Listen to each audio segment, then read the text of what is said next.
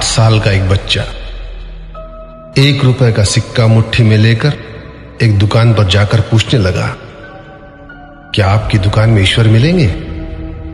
दुकानदार ने यह बात सुनकर सिक्का नीचे फेंक दिया और बच्चे को निकाल दिया।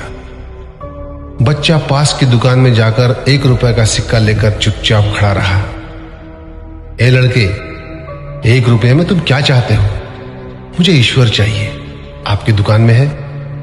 दूसरे दुकानदार ने भी भगा दिया, लेकिन उस अबोध बालक ने हार नहीं मानी। एक दुकान से दूसरी दुकान, दूसरी से तीसरी, ऐसा करते करते कुल 40 दुकानों के चक्कर काटने के बाद एक बूढ़े दुकानदार के पास पहुंचा। उस बूढ़े दुकानदार ने पूछा, तुम ईश्वर को क्यों खरीदना चाहते हो? क्या करोगे ईश्वर लेकर? पहली बार एक दुकानदार के मुंह से यह प्रश्न सुनकर बच्चे के चेहरे पर आशा की किरणें लहराई। लगता है इसी दुकान पर ही ईश्वर मिलेंगे।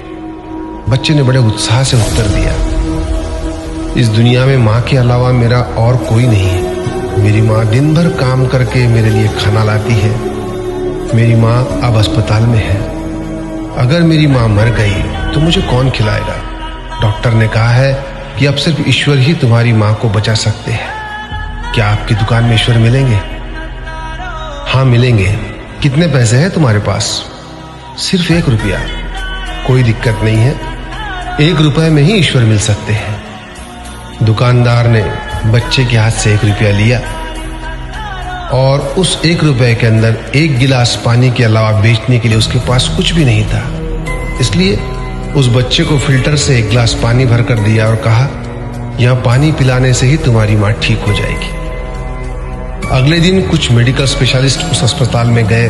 बच्चे की मां का ऑपरेशन हुआ और बहुत जल्दी ही वह स्वस्थ हो गई। डिस्चार्ज के कागज पर अस्पताल का बिल देखकर उस महिला के होश उड़ गए। डॉक्टर ने उन्हें आश्वासन देकर कहा, टेंशन की कोई बात नहीं है।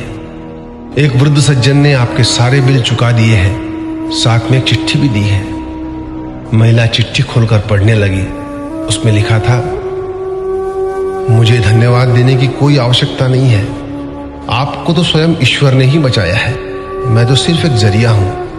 यदि आप धन्यवाद देना ही चाहती है तो अपने अबोध बच्चे को दीजिए, जो सिर्फ 1 रुपए लेकर नासमझों की तरह ईश्वर को ढूंढने निकल पड़ा। उसके मन में यह दृढ़ विश्वास था कि एकमात्र ईश्वर ही आपको बचा सकते हैं। विश्वास इसी को कहते हैं।